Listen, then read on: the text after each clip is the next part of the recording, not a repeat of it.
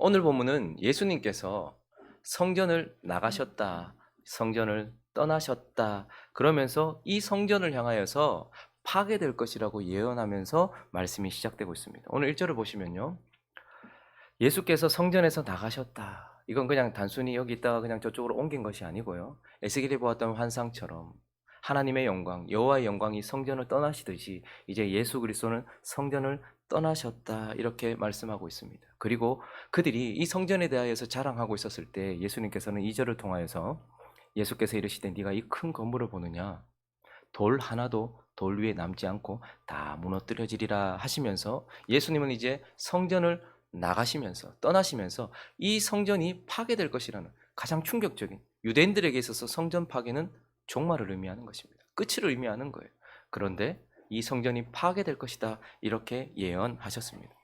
예수님은 지금 다중적 관점에서 가까이 있을 미래, 그러니까 곧 파괴될 성전과 그리고 예루살렘의 멸망을 지금 예언하시고요. 다중적 관점이라는 것은 이것을 통해서 비교적 멀리 있는 미래인 종말에 대해서 말씀을 시작하신단 말입니다. 그들이 성전에 대해서 말했을 때에 가까이 있는 미래인 성전 파괴와 예루살렘 멸망이 곧 임박한 그들 앞에 있었는데 이것에 대하여서 예수님께서 미리 얘기하셨어요. 그래서 예수님이 승천하고 난 이후에 곧 예루살렘이 멸망하게 됩니다. 그래서 여기에 대해서 예언하시면서 성전 파괴를 예언하시면서 다중적 관점에서 좀 더 먼 미래에 있는 종말, 지금 우리가 가까이 서 있는 이 종말에 대해서 말씀하기 시작하시는 것입니다. 그래서 이제 예수님은 성전이 파괴될 것이다. 그리고 곧 종말이 임할 것이다. 라고 이렇게 말씀을 하시면서 이것을 통해서 먼저는 저와 여러분이 지금 임박한 끝에 서 있다라는 것을 우리에게 말씀하고 있어요. 많은 사람들이 자기는 영원히 살 것처럼 생각을 하고 중년도 준비하지 않고 노년도 준비하지 않고 죽음도 준비하지 않고 종말도 준비하지 않은 채 살아갑니다. 그러나 우리는 지금 하나님께서 말씀하시되 임박한 종말 앞에 언제 주님이 오셔도 이상하지 않을 그러한 임박한 종말 앞에 내가 먼저 죽는 것보다 주님이 먼저 오실 수도 있는 그런 시대를 살고 있다라고 주님께서는 말씀하시고, 또 하나는 이 성전 파괴를 예언하심으로써 이 헤롯 성전과 같은 상태에 있는 자들이 반드시 심판받을 것이다라는 것을 우리에게 말씀하세요.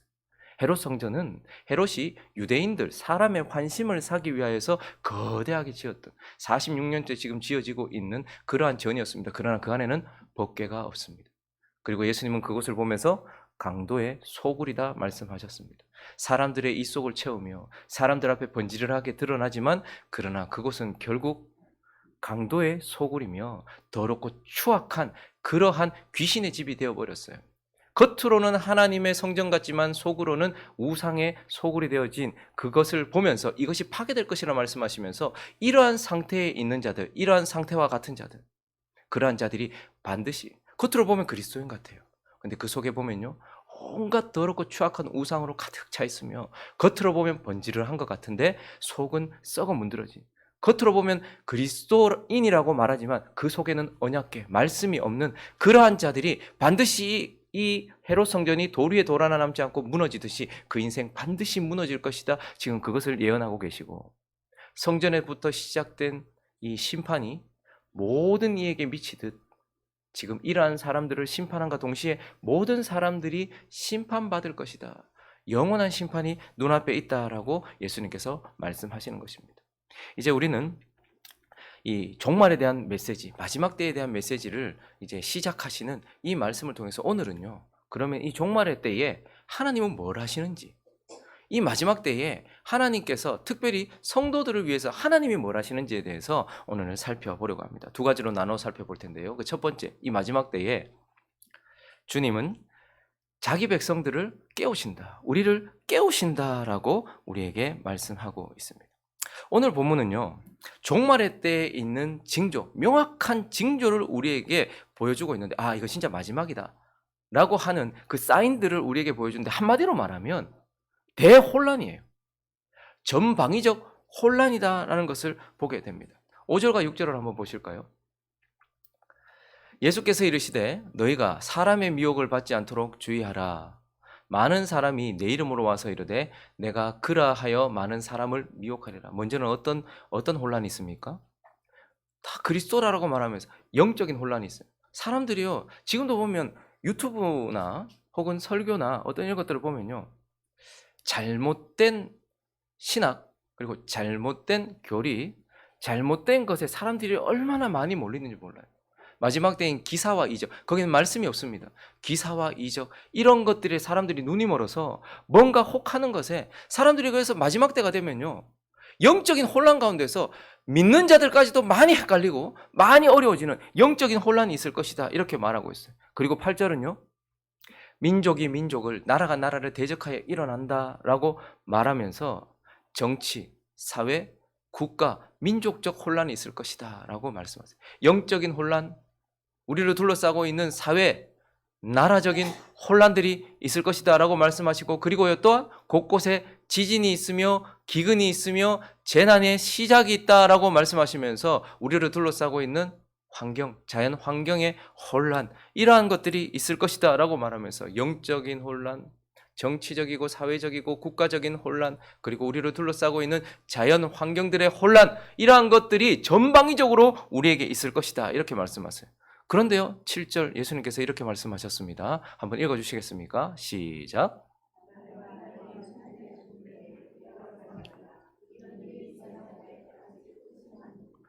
와, 이거 말세다 라는 생각이 드는데, 주님은 뭐라고 말씀하시는 거 아니까? 끝 아니다, 이건 끝이 아니다, 이렇게 말씀하세요. 그러면 이건 뭐라는 거예요? 무엇인가를 알리는 경고음이란 말입니다. 이것은 이제 끝이 아니고 뭔가 알리는 경고음이며, 종말이 시작되었다, 주님 오실 날이 가까웠다, 마치 아이들이 태어나기 임박한 상황에 있는 것처럼 곧 종말이 시작된다라는 것을 알리는 알람이란 말입니다. 특별히 성도들을 위하여 알리는 알람이다라고 이렇게 말씀하고 있는 것입니다. 여러분, 처음 심판이 있었던 때를 생각해 보십시오. 그때도 분명히 알람은 있었어요. 하나님께서 도저히 이해할 수 없는 상황들을 펼쳐 보이시면서 노아라는 한 사람을 통하여서 계속해서 배를 짓고 있는, 그러나 그 시대에 살았던 사람들은요, 홍수가 나던 그날까지도 먹고 마시고 시집가고 장가가면서 아무렇지도 않게 그 시간을 보냈습니다. 전방위적인 알람이 없었거든요. 하나님께서 알리지 않으신 것은 아니지만, 그러나 전방위적인 알람이 없었단 말입니다. 그런데 이제 주님 마지막 최후 심판, 마지막 종말의 때에는요, 모두가 다 알 수 있도록 지금 흔들고 계시는 거예요. 여러분, 많은 사람들이 이러한 것들을 그냥 갑자기 기후가 이상해지면 하나님을 탁 배제한 채 기후변화다, 이렇게 얘기를 해요. 그리고요, 민족과 민족이 일어나면요, 이건 인재다, 이렇게 이야기를 해요. 그리고 자꾸 이단들이 일어나면요, 정신없는 사람들의 어리석음이다, 이렇게 얘기해요. 그러나 그들은 그를 이야기할지라도 우리는 어떻게 생각해야 될까요? 이것은 하나님께서 우리를 깨우시는, 성도들을 깨우시는, 그래서 종말은 말씀을 통하여서 확인하는 것입니다. 말씀을 통하여서 지금, 여러분, 지금 이제 이 기후를 보면, 이 상황을 보면 지구가 마치 한 사람이 몸이 늙어서 이제 갈 때가 다 된 것처럼 지구의 상태가 그렇다라는 것을 우리는 보게 됩니다. 그리고 영적으로도 그렇고 사회 민족적으로도 그렇고 모든 것들이 다 지금 끝을 향해 달려가고 있다는 것을 보면서, 하나님은 지금 뭘 하고 계시는가? 아무것도 하고 계시지 않는 것이 아니고 성도들을 힘껏 깨우고 계시는 것입니다. 그러므로 성도들에게 말합니다. 이제 곧 시작이다. 새로운 삶의 시작이다. 그러니 옛 삶에 머물러 있지 말고 잠들어 있지 말아라. 깨어서 새로운 삶을 준비해라라고 말씀하시면서 지금 마지막 때에 저와 여러분을 깨우고 있는 것입니다. 우리는 우리의 개인적인 삶에 있어서 중년도 준비하고 노년도 준비하고 죽음도 준비해야 되겠지만, 주님은 그것보다 오히려 더 마지막을 준비해야 된다라고 말씀하시면서 우리를 깨우고 계시는 것입니다. 그리고 오늘 이 종말의 때에, 이 마지막 때에 주님이 성도들을 위해서 뭘 하고 계시는가? 두 번째는 바로 우리를 지키고 계신다는 것. 자기 백성을 지금 지키고 계신다라는 것. 이 마지막 때에 가장 두드러진 현상은 혼돈이거든요. 근데 그것보다 더 두드러지는 현상이 하나 있습니다. 그것은 뭐냐면 고통입니다. 마지막 때에 고통이 임하는데, 그런데 이 고통이 집중되어서 누구에게 초점을 맞추어서 와요. 구절을 한번 보시면요, 너희는 스스로 조심하라. 사람들이 너희를, 그러니까 모두가 다 같이 고통을 당한다는 게 아니고, 지금 주님이 뭐라고 말씀하시는 거니까, 너희, 예수를 믿는다고 하는 우리에게 고행해에 넘겨주겠고 회당에서 매질하겠으며 나로 말미암아 너희가 권력자들과 임금들 앞에 서게 될 것이다 라고 말씀하면서, 모든 사람들에게가 아니라 그리스도인들에게 초점이 맞춰진 그러한 고통이 있을 것이다. 공회에 넘겨주고 회당에서 매질하니까요. 저거는 그냥 합법적으로 법이 바뀌어서 자연스럽게 그리스도인들에게 불이익이 다가오게 만들고 경제적인 불이익, 그리고 의료적인 불이익, 그리고 여러 가지 어려움들이 찾아오게 하면서 우리에게 억울한 일들과 고통스러운 일들이 그리스도인들에게 초점을 맞춰서 그렇게 다가올 것이다 라고 말하고, 12절에는요 형제가 형제를, 아버지가 자식을 죽는 데 내주면 자식들이 부모를 대적하면서 죽게 하리라, 거대한 고통스러운 일들이 그리스도인들에게 초점을 맞추어서 그렇게 올 것이다 말씀하면서 혼돈 속에서 그리스도인들은 고통당할 것이다 이렇게 말씀하고 있어요. 그것이 마지막 때의 현상입니다. 지금도 계속해서 법을 개정하면서 자연스럽게 그리스도를 믿는 자들이 고통을 당하게 만듭니다. 지금 벌써 유럽에서는요 목사가 동성애자들의 결혼을 주례해주지 않으면 뭐 여러 가지 그 정도는 아무것도 아닌 것 같아요. 이제는 끊임없이 법으로 자연스럽게 그리스도인들을 영적으로 매질하고 실제로 매질하고 그렇게 하는 일들이 계속해서 일어나게 됩니다. 왜 그런데 주님은 마지막 때에 혼돈 속에서 그리스도인들을 고통당하게 하실까요? 바로 하나님께서는 고통을 통하여 그리스도인들을 지키고 계시기 때문에 그렇습니다. 고통이 그리스도인들을 지켜주기 때문에 그렇다라는 것입니다. 여러분, 마지막 불심판을 이렇게 예표하는 소돔과 고모라의 멸망을 한번 보십시오. 불이 내리던 그날 아침, 그때까지도요 롯의 사위들은 농담처럼 여겼습니다. 왜요? 소돔과 고모라의 깊이 뿌리를 받고 있었기 때문에. 그거 너무 좋거든요. 육신을 따라 사는 사람들에게는 거기가 너무 좋은 거예요. 그래서 나중에 롯과 그의 식구들도 천사들이 손을 붙잡고서, 양쪽에 한 명씩 붙잡고서 끌고 나와야 될 정도. 오늘 여기 망한다, 오늘 여기 불심판이 임한다라고 말하는데도 불구하고 그들이 어떻게 해요? 마음이, 그들의 삶이 소돔과 고모라에 깊이 뿌리를 내리고 있었단 말입니다. 거기가 너무 좋은 거예요. 그러니까 나가는데도 머뭇머뭇 주저주저, 거기 멸망하는데도 거기 남아서 함께 불심판 받으려고 거기 있었던 거예요. 그래서 천사들이 어떻게 합니까? 끌고 나가야 되는 거예요. 데리고 나가야 되는 거예요. 그런데 굳이 거기에서 또 그 롯의 처가 어떻게 합니까? 뒤를 돌아봐요. 거기에 너무 뿌리를 깊이 받고 있었던 거예요. 성경 전체가 바벨론의 멸망을 이야기합니다. 그런데 이스라엘 백성들이 70년 거기 뿌리를 내리고 살았어요. 처음에는 예루살렘 떠나는 게 힘들었고 했지만 그 바벨론에 살다 보니까요 너무 좋은 거예요. 바벨론 사람만 되면 되는 거예요. 그래서 바벨론의 특징은 무엇입니까? 다니엘, 하냐냐, 미사엘, 아사랴의 이름을 벨드사살, 그리고 사드락, 메삭, 아벳느고 이렇게 이름 바꾸고 바벨론에 음식 주고 바벨론에 풍요 주면서 거기에서 바벨론 사람 만들려고 하는 거예요. 근데 그들은 믿음을 지켰습니다. 근데 대부분은 어떻게 했습니까?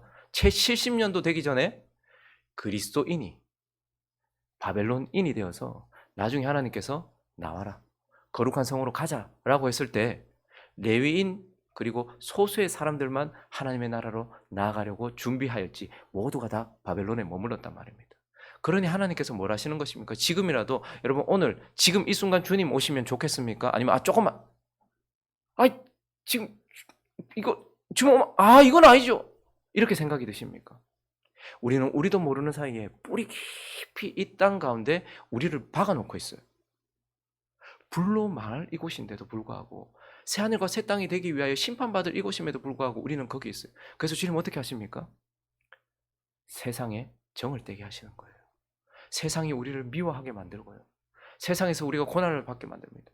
대한민국이라는 곳이 너무나도 좋아가지고 굳이 천국 안 가도 될 정도로 그런 마음을 가지고 산다면 주님 오실 이유가 뭐가 있겠습니까? 내가 여기서 사는 것이 이렇게 좋은데 굳이 하나님이 오실 이유가 뭐가 있냐는 말입니다. 그런데 주님은 이곳의 실체를 보게 하시고 이곳이 그리스도인이 살만한 곳이 아니라는 것을 알게 하시고 죄 많은 이 세상은 내 집 아니라는 것을 알게 하시려고 그 고통을 통하여서 그 고통으로 자기 백성들을 지금 지키고 있는 겁니다. 그래서 하나님께서 이집트라는 세상을 상징하는 그곳에서 하나님이 약속하신 땅 가나안으로 자기 백성들을 데리고 가시기 전에 뭘 주셨어요? 고통을 주신 거예요. 얼마나 많은 사람들이 하나님께 부르짖었습니까? 얼마나 많은 사람들이 너무나도 고통스러워서 이집트에서 고통받다가, 원래 그들은 종이 아니었습니다. 요셉이 살아있을 때는 떵떵거리고 살았단 말입니다. 그런데 400년이 지나면서 세상이 종이 되어서 고통, 그래서 하나님께 부르짖었어요. 그때 하나님께서 한 사람을 보내셔서 그들을 끌어내시는 거예요. 그래서 그들이 나오게 되는 것이죠. 지금 주님 뭘 하고 계시는가? 하나님 뭘 하고 계시는가? 여러분 세상 가운데서 지금 편안하고 아무렇지도 않고 고민도 없고 와 좋다. 이게 가장 위험한 때입니다. 불합리를 경험하시고 와 이거 정말 아니지 않는가? 그래서 하나님은 세상을 뜯어고치라 말씀하시지 않고 세상에서 자신을 뜯어내라 말씀하시면서 고통을 통해서 우리를 지키고 계시는 거예요. 그리고 오늘 마지막 절에 지금 하나님은 우리를 뭘 하시는가 보면 13절에 이렇게 말씀합니다. 또 너희가 내 이름으로 말미암아 모든 사람에게 미움을 받을 것이나 끝까지 견디는 자는 구원을 받으리라. 여러분 저것만큼 힘든 말씀이 어디 있어요? 와 영적인 혼란, 자연 파괴되고 이렇게 너무너무 힘든 가운데서 우리의 초점을 맞추어서 그런데 저게 무서운 이유는 무엇이냐면 우리가 신앙만 딱 내려놓으면 저 고통 사라지거든요. 내가 그리스도인이라는 것만 딱 포기해버리면 그 고통에서 벗어날 수 있단 말입니다. 고문을 당하는데 독립운동가들이 어디 숨어 있는지 그리고 자금은 어디서 나왔는지 너희의 본거지가 어딘지 그것만 말하면 끝나는데 굳이 내가 독립운동 안 하면 끝나는데 너무너무 무섭잖아요. 고통스럽잖아요. 그런데 그때에 견디면 구원받는다. 이것만큼 매정한 말이 어디 있습니까? 그러나 이 말씀은 이러한 상황 가운데서 그리스도인들이 견뎌야 될, 인내해야 될 그러한 것들이 있다는 말씀이기도 하지만 13절을 다시 보십시오. 또 너희가 내 이름으로 말미암아 모든 사람에게 미움을 받을 것이나 끝까지 견디는 자는 구원을 받으리라. 그러니 너희 끝까지 견디라. 이 말도 분명히 있어요. 그러나 끝까지 견디는 자는 구원을 받을 것이니 내가 너희를 끝까지 견디게 하겠다라는 말씀도 여기에 포함되어 있는 거예요. 그래서 하나님께서 이 모든 성경들을 통해서 우리에게 무엇을 주셨는가? 성도의 견인이라는 교리를 주신 것입니다. 성경 전체가 성도의 견인이라는 말은 끌어간다는 말이 아니고 굳을 견, 참을 인. 그래서 그리스도인으로 굳어지도록 인내하도록 하나님께서 하신다라는 거예요. 그러니 우리가 아무것도 하지 않는다는 게 아니에요. 그 고통과 아픔과 그 유혹 속에서 우리는 세상에 머물지 않도록 세상에 함께 매몰되지 않도록 우리는 견뎌야 되겠지만 그러나 우리 스스로 견딜 수 없어요. 그래서 주님이 우리로 견디게 하시겠다. 너희의 믿음을 통해 견디게 하시겠다라는 것이 바로 성도의 견인이라는 것입니다. 전에 한번 제가 보여드렸었는데 다시 한번 볼까요? 성도의 견인. 성도의 견인이란 하나님께서 자신의 사랑하시는 자 안에서 용납하시고 성령으로 효과 있게 부르시고 거룩하게 하신 사람들은 은혜의 상태에서 전적으로 그리고 최종적으로 타락할 수 없다라는 거예요. 시험에 넘어질 수도 있어요. 엎어질 수도 있어요. 유혹에 빠질 수도 있어요. 그러나 전적으로 다시 타락하거나 최종적으로 부인하지 않는다라는 거예요. 그들은 은혜의 상태에서 마지막까지 견딜 것이다. 견인할 것이며 영원히 구원을 받을 것이다. 그러니까 끝까지 견디는 자는 구원을 받을 것이다. 주님께서 말씀하셨는데 너희가 끝까지 견뎌야 된다라고 말씀하시면서 동시에 너희가 끝까지 견디도록 내가 하겠다라는 거예요. 그리스도께서 하시겠다 이 말입니다. 그래서 두 번째 항, 이 웨스트민스터 신앙 고백 17항 2항은 이렇게 말합니다. 이 성도의 견인은 그들의 자유의지, 그러니까 그들의 힘에 의존하지 않고 자유롭고 변하지 않는 사랑에서 흘러나오는 성부 하나님의 선택의 작정의 불변성. 그러니까 네가 잘 견뎠기 때문이 아니고 하나님이 창세전부터 네를 선택했기 때문인 성부 하나님의 은혜와 그리고 예수 그리스도의 공로와 중보기도의 효력과 예수 그리스도께서 지금 우리를 위해 중보하고 계시고 우리를 붙들고 계시는 그분의 공로 때문이며 또 하나 우리 속에 계신 성령의 내주하심과 그들 안에 거하시는 하나님의 씨앗, 은혜의 언약의 본질에 의존한다. 이 모든 것에서 견인의 확실함과 무호성이 발생한다. 여러분 저와 여러분이 오늘이라도 만약에 총칼 들이밀면서 성경 밟아라, 잠깐 그래 해봐라, 혹은 세상의 유혹이 너무 강하게 오고 그러면 오늘이라도 우리는 쉽게 넘어질 거예요. 우리가 우리를 어떻게 보장하겠습니까? 그런데 하나님은 끝까지 견뎌라 라고 말씀하시면서 내가 성도들은 내 백성을 끝까지 견디게 하겠다 이렇게 말씀하시는 거예요. 그래서 빌립보서 1장 6절은 이렇게 말씀하고 있습니다. 너희 안에 착한 일을 시작하신 이 그리스도 예수의 날까지 어떻게 해요? 이루실 줄을 우리가 확신한다 이렇게 말해요. 그리스도께서 이루실 것이다 확신하면서 그렇게 성도의 견인을 말하고 있는 것입니다. 그래서 지금 하나님께서 뭐라고 계실까요? 고통을 통하여서 우리를 지키고 계세요. 우리의 마음을 세상으로부터 끄집어내고 계세요. 그리고요 그의 끝없는 사랑으로, 끊을 수 없는 사랑으로 지금 우리를 붙들고 계세요. 그래서 요한복음 10장 28절은 이렇게 말씀합니다. 내가 그들에게 영생을 주노니 영원히 멸망하지 않을 것이고. 와, 저 믿음 약해가지고 새벽 깨우는 것도 저렇게 힘들어하고 주의를 지키는 것도 저렇게 힘들어. 그런데 그 사람에게 달려있는 것이 아니고 그리스도께서 영원히 멸망하지 아니할 것이라고 그들을 내 손에서 빼앗을 자가 없다고. 사탄이 아무리 강하다 할지라도, 유혹이 아무리 강하다 할지라도, 핍박이 아무리 강하다 할지라도 그 어떤 것도 끊을 수 없다라고 이렇게 말씀하고 있어요. 그래서 로마서 8장 가볼까요? 같이 읽습니다. 시작. 누가 우리를 그리스도의 사랑에서 끊으리요? 환난이냐, 공고나, 박해나, 기근이나, 적신이나, 위험이나, 칼이랴.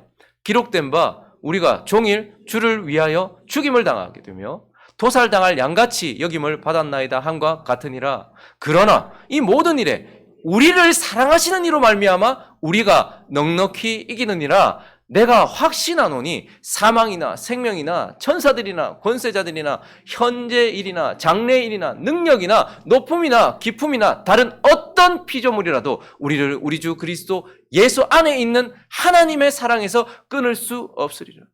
그분은 사랑하시는 자들에게 고통을 주시면서 세상 사랑을 끊어내시고 끊을 수 없는 자기 사랑으로 우리를 붙들고 계시면서 지금 저와 여러분을 지키시고 지키실 것이다 라고 말씀하고 있는 것입니다. 말씀을 정리합니다. 우리는 우리 삶에 혼란이 찾아오고요, 고통이 찾아오면 이러한 것들을 가져다 주신 이해할 수 없는 하나님을 원망부터 하기 시작합니다.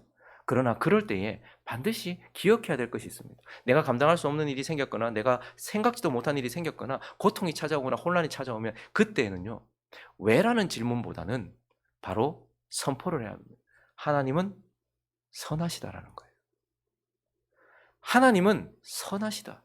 근데 거기서 한 걸음 더 나아가서 하나님은 내게 선하시다라는 거예요. 내게 질병을 주셨습니까? 선하신 하나님의 뜻이 있는 거예요. 이때 혼란을 주셨습니까? 선하신 하나님의 뜻이 있는 거예요. 내게 고통이 있습니까? 선하신 하나님의 뜻이 있는 것입니다. 그러므로 오늘 이 아침에 우리는 지금 힘차게 알람이 울리고 있어요. 여러분 오늘도 새벽에도 여러분 새벽 됐을 때 눈이 탁 떠집니까? 아니면 알람 듣고 일어나셨습니까? 아니면 옆에 막 부인이 막 깔치 듣고 막 일나라 막 이래가지고 일어나셨습니까? 주님이 지금 끊임없이 알람을 울리고 계세요. 우리를 향하여 마지막 때다. 마지막 때다. 언제 내가 와도 이상하지 않을 때다. 그러니 깨어라. 그리고 정신을 차려라. 그리고 내가 너희를 붙들고 있으며 내가 너희를 위하여 너에게 가장 적합한 것을 주면서 내가 마지막을 준비하고 있다라고 말씀하시는 그분 앞에 마음의 안심을 가지고서, 그러나 깨어서 하나님을 바라봄으로써 살아가기로 다짐하는 저와 여러분 되시기를 예수 그리스도의 이름으로 축원합니다.